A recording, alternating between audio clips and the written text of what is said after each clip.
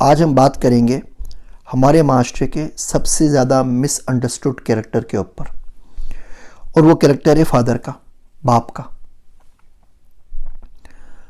جس لمحے بچہ پیدا ہوتا ہے نا، اس لمحے اس کو ماں کی محبت سمجھ میں آ جاتی ہے۔ جب وہ باپ بنتا ہے تب اس کو باپ کی محبت سمجھ میں آتی ہے، تب تک اسے باپ کی محبت سمجھ میں نہیں آتی۔ باپ ہمارے معاشرے کا وہ مظلوم ترین کریکٹر ہے جو ہر وقت ہر جگہ سے پستا ہے، نہ وہ رو سکتا ہے اور نہ اس کی کوئی پرابلم سمجھتا ہے۔ حقوق نسواں کے چکر میں خواتین جب چاہیں جہاں چاہیں جس کے سامنے رو دیتی ہیں۔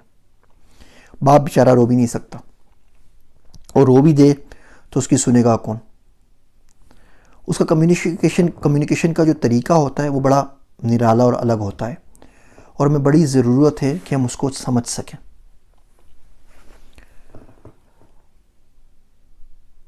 جب باپ کمزور ہوتا ہے تو وہ اولاد کو ڈائریکٹلی نہیں بول سکتا کہ جی مجھے ریٹائر ہو کے گھر بیٹھنا ہے، اب تم کما کے لے کر آؤ۔ تو کیا کہے گا؟ وہ بولے گا یار تم صبح ٹائم پہ کیوں نہیں اٹھتے، اپنی ٹائم مینجمنٹ کرو، کوئی جاب واب دیکھو، اچھا اپنے قدم پہ کھڑے ہو جاؤ۔ بیسیکلی وہ کہنا یہ چاہ رہا ہوتا ہے کہ بیٹا زیادہ ٹائم ہی نہیں میرے پاس، 10-15 سال میں اور چل سکتا ہوں، تب تک you put your house in order, تاکہ اپنے لیے بھی کچھ کرو، میرے لیے بھی کچھ کرو۔ باپ جب بولتا ہے کہ بیٹا اتنا ٹائم نہ لگاؤ یوٹیوب کے اوپر، واٹس ایپ کے اوپر، کیا تم کمپیوٹر پہ ہر وقت بیٹھے رہتے ہو، تو اس کا اصل مقصد تو کہنے کا یہ ہوتا ہے کہ کبھی مجھ سے بھی پوچھ لیا کرو، مجھے پانی چاہیے، چائے چاہیے، مجھے کوئی تکلیف تو نہیں ہے۔ باپ جب اولاد سے پوچھتا ہے کہ بیٹا طبیعت ٹھیک ہے، سر میں درد تو نہیں ہے، تھکے ہوئے تو نہیں ہو، تو بیسیکلی وہ کہنا یہ چاہ رہا ہوتا ہے کہ میری ٹانگوں میں آج بہت درد ہے۔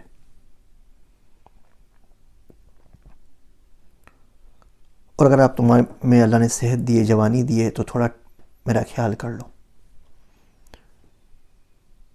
ہمارے ملک میں جب باپ غریب ہوتا ہے تو فیملی بولتی ہے پیسے کما کے لے کر آؤ۔ جب باپ امیر ہوتا ہے تو فیملی بولتی ہے آپ نے ہمیں ٹائم اور محبت ہی نہیں دی آج تک، کسی حال میں خوش نہیں رہتے۔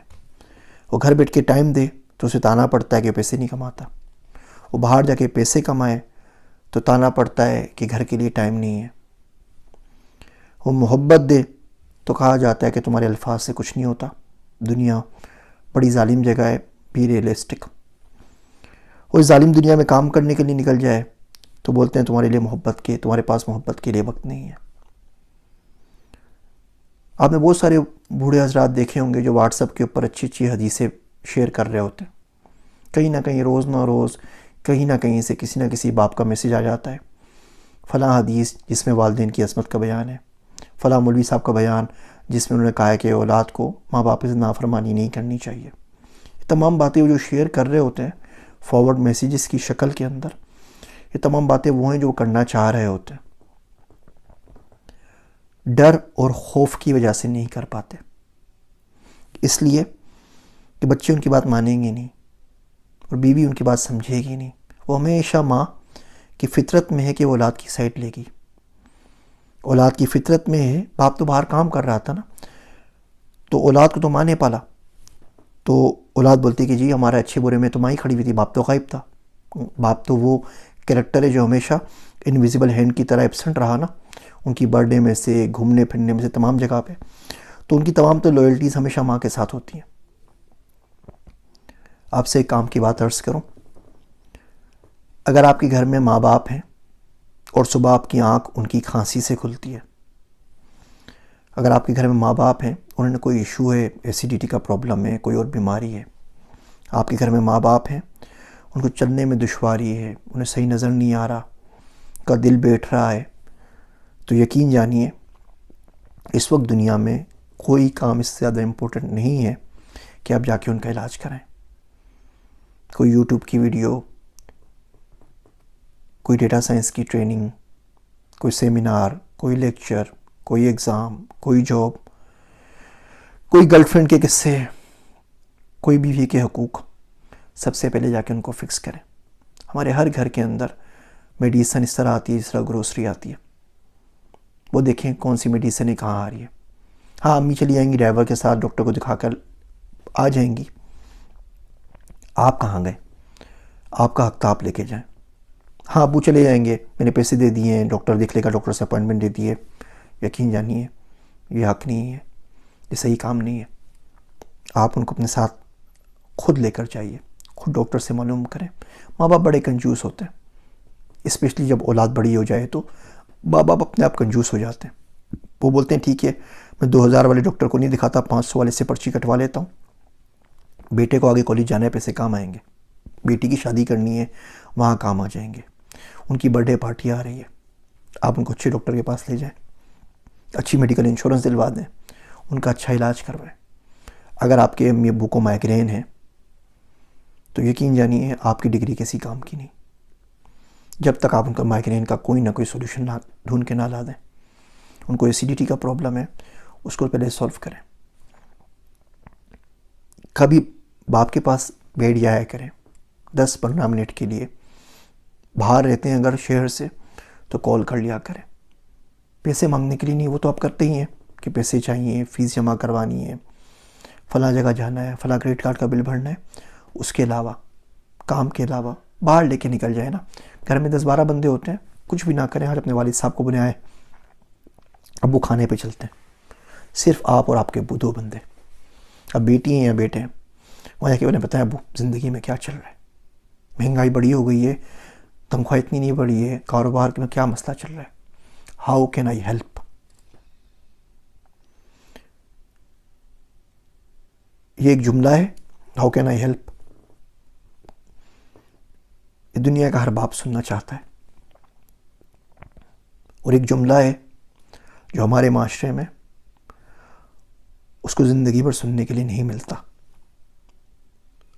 صرف اپنی اولاد سے. دوستوں سے مل جاتا ہے، یاروں سے مل جاتا ہے، رشتہ داروں سے مل جاتا ہے، کولیگ سے مل جاتا ہے، غیروں سے مل جاتا ہے. اور نہیں سن پاتا تو اپنی اولاد سے، اور وہ مر جاتا ہے.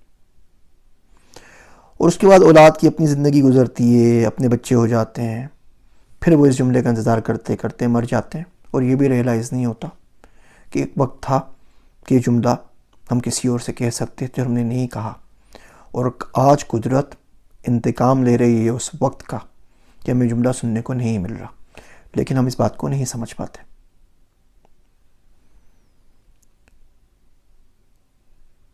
اولاد بہت بڑی ذمہ داری ہوتی ہے. آپ کو یہ تمام چیزیں چلتی پھرتی گھر میں نظر آ رہی ہوتی ہیں. بجلی آ رہی ہوتی ہے، پانی آ رہا ہوتا ہے، گیس آ رہا ہوتا ہے، اسکول کی فیس بھری جا رہی ہوتی ہے، گاڑی میں پیٹرول آ رہا ہوتا ہے، نوکروں کی تنخواہ آ رہی ہوتی ہے، آپ گھوم پھر رہے ہوتے ہیں. اس کے پیچھے کسی شخص کی شب و روز کی محنت ہے، اس کا دل ہے. باپ 1000 چیز کرتا ہے، ایک بھی نہیں بتاتا. ماں جتا دیتی ہے، باقی لوگ جتا دیتے ہیں، باپ نہیں جتاتا، خاموشی سے کرتا رہتا ہے. اور اس کے ساتھ سب سے بڑا پرابلم یہ ہے کہ اس کے مرنے کے بعد بھی اس چیز کا اندازہ نہیں ہوتا. بیکاز جب وہ مرتا ہے تب تک اولاد جوان ہو چکی ہوتی ہے، اپنے مسائل میں بزی ہو چکی ہوتی ہے. اس بات کا ادراک ہی ان کو نہیں ہوتا کوئی شخص بغیر نام لیے ان کے لیے کیا کچھ کر گیا. ہاں شکایتیں اون ہوتی ہیں، شکایتیں ہمیشہ چلتی رہتی ہیں اور کچھ نہیں کر سکتے. تو دعا کریں، دل پہ ہاتھ رکھ کر، اللہ کو حاضر و ناظر جان کر قسم کھا کے بتائیے ہم میں سے کتنے لوگ ہیں جو روز کی بنیاد پر اپنے باپ کے لیے دعا کرتے ہیں. وہ زندہ ہیں یا مر گئے، روز ڈیلی.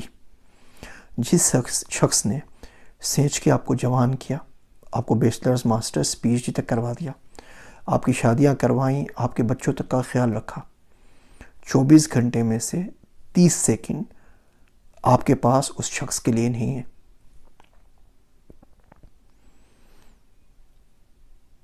تو یہاں تو دعا کیجئے، یا اس شخص کو باپ نہ کہا کریں.